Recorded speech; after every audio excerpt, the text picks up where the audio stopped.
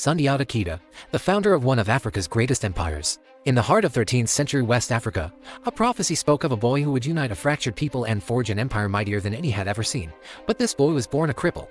Unable to walk, a constant source of shame for his mother, how could this child, mocked and exiled, ever hope to become the Lion King of Mali?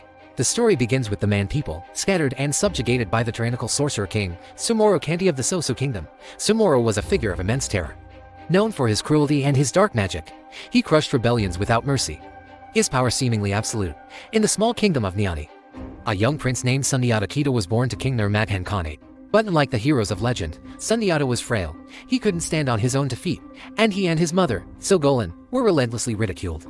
Fearing for their lives amidst court intrigue and Sumoro's growing threat, they were forced into exile, wandering from kingdom to kingdom, seeking refuge but finding only temporary peace. As Sundiata grew, so did his strength, both physical and spiritual. The years in exile were not wasted. He learned the art of warfare, diplomacy, and the customs of many different peoples. He watched, he listened, and he waited. Meanwhile, the oppression under Sumoro became unbearable. The Man chiefs, desperate for a leader to rally behind, remembered the prophecy of the crippled boy who would one day rule.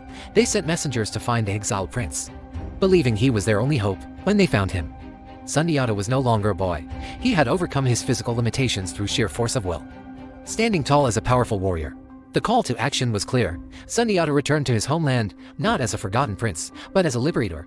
He began to forge a grand alliance, uniting the fragmented Man clans who were once rivals. The stage was set for a monumental confrontation. At the decisive Battle of Karina, Sundiata's forces clashed with Sumoro's army. It was a battle of strategy against brute force, of hope against terror. In a legendary showdown, Sundiata, using a special arrow tipped with a rooster as spur, the one thing that could neutralize Sumoro. As magic struck the sorcerer king, Sumoro vanished, his power broken forever.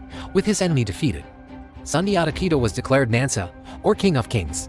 He established the Mali Empire, a unified state that would become one of the wealthiest and most influential in history. He instituted a constitution, promoted justice, and secured lucrative trade routes for gold and salt.